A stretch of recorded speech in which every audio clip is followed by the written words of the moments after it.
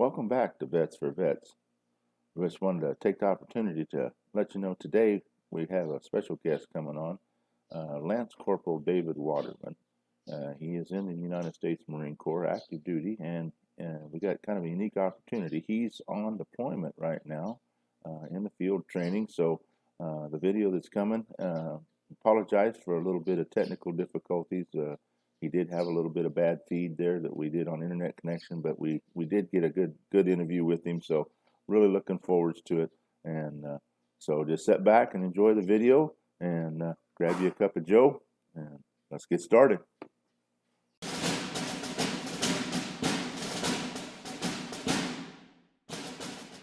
All right, guys, welcome back to the channel. Today we got fortunate enough, I have a young gentleman here with us today. He's a active duty Marine Corps right now, and so you guys make sure you subscribe, like, and share the video. Get it out there, put it on your Facebook pages, and let everybody kind of see what's going on. So, David, welcome to the channel, man. I appreciate you taking time out of your schedule to be with us. Thank you for having me. Where are you stationed at right now, David? I'm stationed at Cherry Point, North Carolina. Cherry Point. Okay. All righty. Good. Yep. Well, David, I'm going to kind of let you just kind of introduce yourself and kind of tell us a little bit about what you want to share with us today, and we'll just kind of go from there, okay? Yep. I'm David Waterman. I'm a Lance Corporal in the Marine Corps. Hoorah. I decided to join. It was in June 17th, 2019. And I went to boot camp, and over the years, I've noticed that boot camp's gotten a little softer on the soft side, but it was a challenge. Yeah, that's for sure.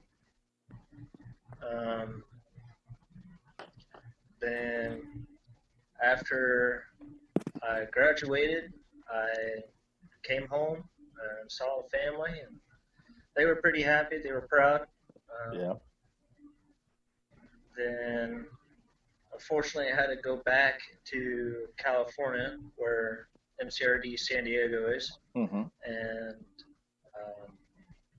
I went to Camp Pendleton for my MCT, Marine Combat Training, and I was there for about a week before I got picked up into Kilo Company for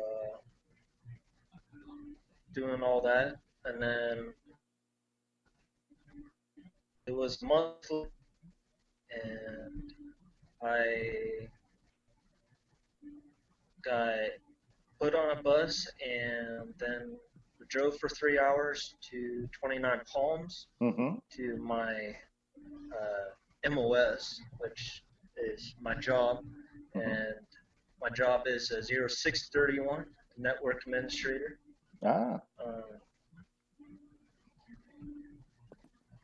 Although it wasn't like what I wanted to do. Mm-hmm. I wanted to become an infantryman, but I guess it is what it is. Needs of the Corps. Yep. Yep.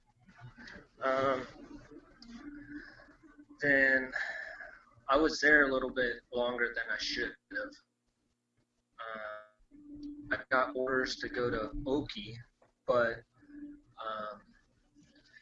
the tests were actually pretty complicated, and I had to be held back because I failed one of the tests. And then about maybe a month later, I got orders to go to Cherry Point, and although failing isn't probably one of the best deals to go with, but it was actually a pretty good decision. I love it there. Yeah. A whole bunch of trees. It's Yeah. It's nice. Yeah, you're originally from Kansas, right? Okay, let's talk a little bit about your boot camp. Some of us old dogs, we did boot camp a long time ago. You know, back Yeah. when I went, we were the last of the 13-week boot camps. And then they went to 9 weeks, I believe it was, and then down to like 8 weeks. And when I went to Navy boot camp, my second set of boot camp, I went out to San Diego, right next to MCRD at the Naval Station, Naval Basic Training there at San Diego, and it was 8 weeks. But you guys still do 13-week, right? Yes. Yeah, 13 weeks there at MCRD. What did you think about that coming? Now you came out of high school, didn't you? Straight from high school to basic training. Yep. I Yeah. did. What do you think? Was that quite a change hitting basic training from civilian life to basic training? Yeah. It was.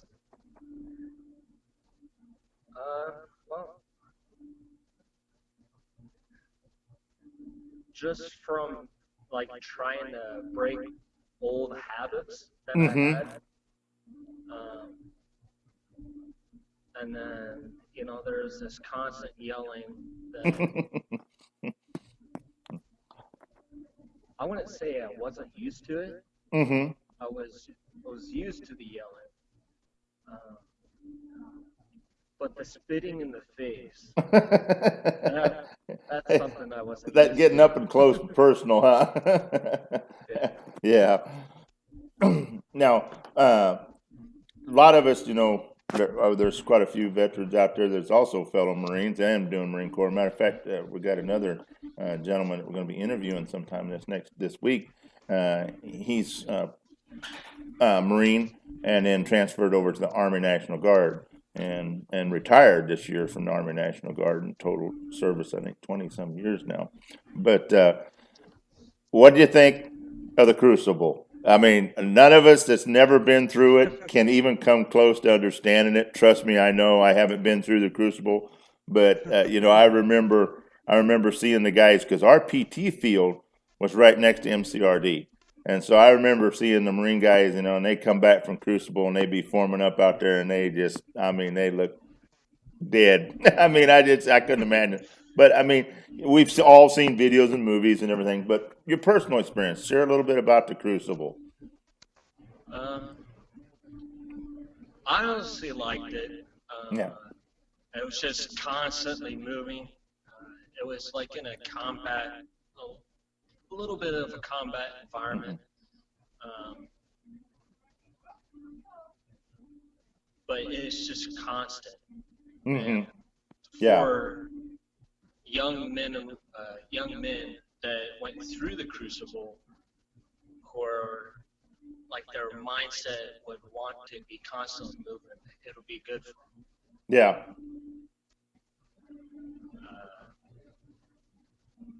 The night that we went up the Reaper, uh, we got up around 2:30 in the morning, and then we started forming up.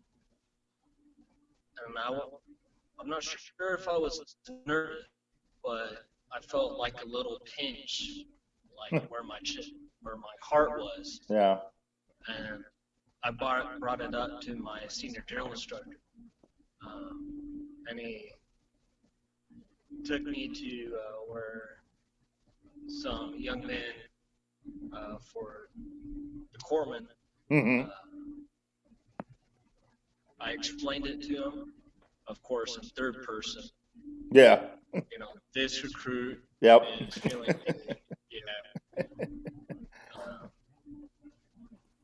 and then they gave me some like pain reliever or Mm-hmm. something like that, and then we started hiking.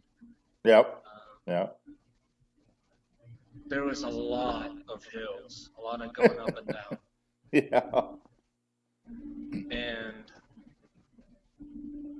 I remember the night before, one of the drill instructors from my platoon, he said that he's not going to give me my EGA, Uh. my Eagle Globe and Acre. And I Uh-huh. was like, okay. but I was in that squad that he actually gave me the emblem, Uh-huh. and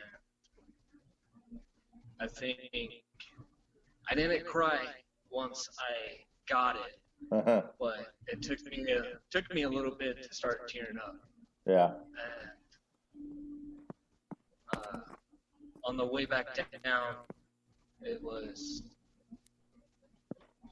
honestly thought it was a lot better than going up. Yeah. Yeah.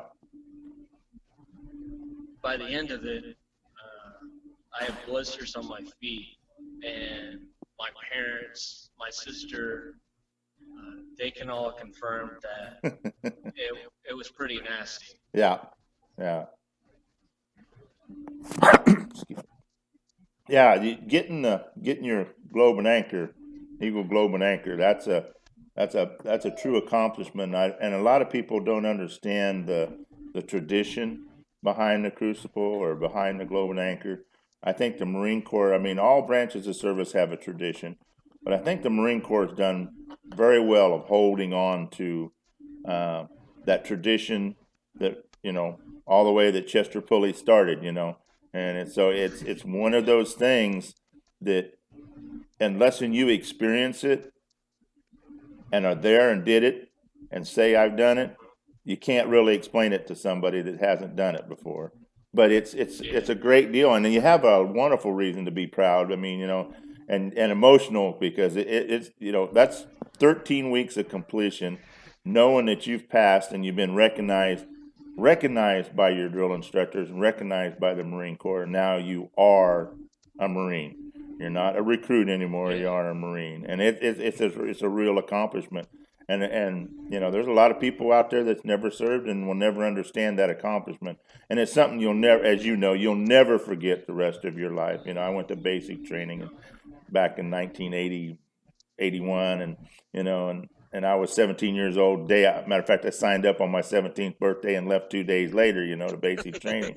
And so it was like, and I'll never forget that day, crawling off the plane and I went to New Jersey for basic training, Fort Dix, New Jersey, and crawling off the plane, being a Kansas farm boy, that'd never been anywhere really other than a few fishing lakes in Missouri and Colorado, Nebraska, but and then graduating basic training, it's a true accomplishment that most people don't have a real clue.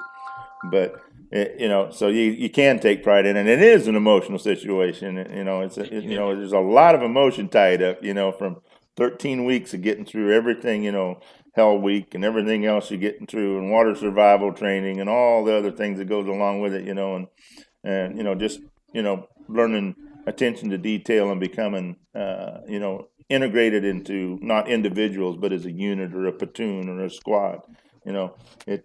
It's great pride. Now, your MOS, as we call it, and I think that's what the Marine Corps still calls it, right? MOS, your job skill. Yeah. Now, explain a little bit about what that is and what you do there. My MOS specifically focuses on communications. Okay. There's 3 main categories that would fall under communications. One is a radio. Of course, everybody knows that one. Yeah. There's networking, which is my job. That focuses on setting up a network and providing services. Okay. To the grunts, or I actually just learned that we can actually help the planes first. Wow. Then there's 71s, which is data, and they get into more of their job, but it's like us networks. Now, when you talk about networking, are you talking about LANs type networking as well as wireless as well, or? Yeah, LANs, WANs. Okay. W lands. Mm-hmm. There's a lot Yeah. Yeah. of area Mm-hmm. networks. Now you're at Cherry Point now. Then is your station now? That's my station now, but we actually had, uh, when I got to my unit around May 8th, I was in quarantine for 2 weeks, and uh, then that week they had a like backyard field op, Oh, okay. and then yeah, and then now like a month ago, we got on a plane and went to Yuma, Arizona. And I Ah. won't get into like specific details No, on no, no, no. where Yeah, where no, it that's is, fine. but at first I didn't really like uh, the weather here. Mm-hmm. But once it got down to, you know, the winter Yeah, yeah. Temperature change. days, Yeah, yeah, yeah. that, I like it. Well, yeah, good. Well, It's a I know, fun I know. adventure. If most people haven't noticed, will notice in the video, you're not in a barracks right now. I see some canvas behind you. No, yeah, we got some tents. Yeah, yeah. So you're actually on field exercises in now. Yeah. Yeah. Oh, good. So what's your future look for you as far as the Marine Corps now? You've been in a little over a year now, right? Yep. Yeah. What's your time frame for enlistment? Okay. All right. Well, David and I are running into a little bit of technical difficulty here. He's in the desert trying to keep a phone cool, and in the field. So what we'll do is we'll kind of end this one for him so he can enjoy the rest of his duty time. And like David, I thank you so much for coming on. Look forward to talking to you again down the road as you get back toward home, toward Cherry Point, and we'll get on and do it again, catch up. Really appreciate your service. Thank you for serving and protecting us, keeping the country going. You know, it's a great honor for you to serve for us, and all of us old vets really appreciate your service.